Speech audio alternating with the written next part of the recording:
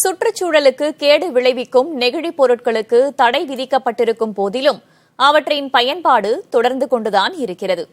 இதற்கு எளிய தீர்வாக மக்கும் தன்மை கொண்ட மீண்டும் மீண்டும் பயன்படுத்தக்கூடிய தொழில்நுட்பத்தை உருவாக்கியிருக்கிறார் கோவையைச் சேர்ந்த இயற்கை விவசாயி ஒருவர்.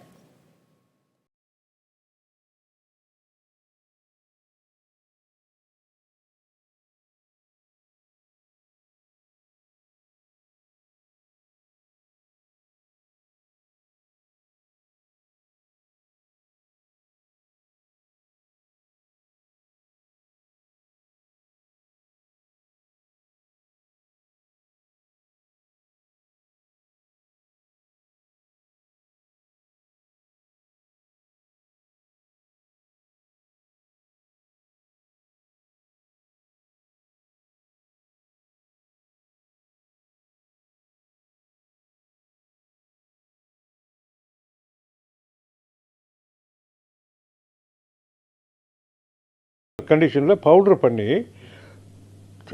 மோல்டு பண்ணணும். அதில் ஒரு பைண்டிங் மெட்டீரியல் வேணும். அந்த பைண்டிங் மெட்டீரியல் தான் எங்களுக்கு ஒரு பேட்டன்டட் ஐட்டம். குச்சிக்கிழங்குலேருந்து மாவு பண்ணுறோம். அந்த மாவுலேருந்து ஒரு பகுதி ஒரு 30% நம்ம ஜவ்வரிசிக்கு போகுது. பேலன்ஸ் எல்லாம் குளுவுக்கு தான் போகுது.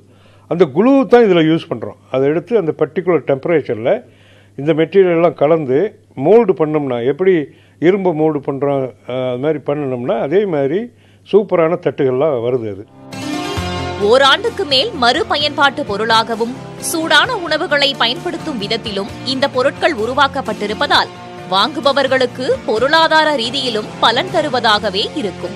மேலும் ஓராண்டுக்கு பிறகு தூக்கி மண்ணில் எரிந்தாலும் மக்கி போகும் தன்மை கொண்டது என்பதால் சூழலுக்கு கேடு விளைவிக்காது என்கிறார் மாணிக்கம். புதிய தலைமுறைக்காக ஒளிப்பதிவாளர் தீபனுடன் செய்தியாளர் சுதீஷ்.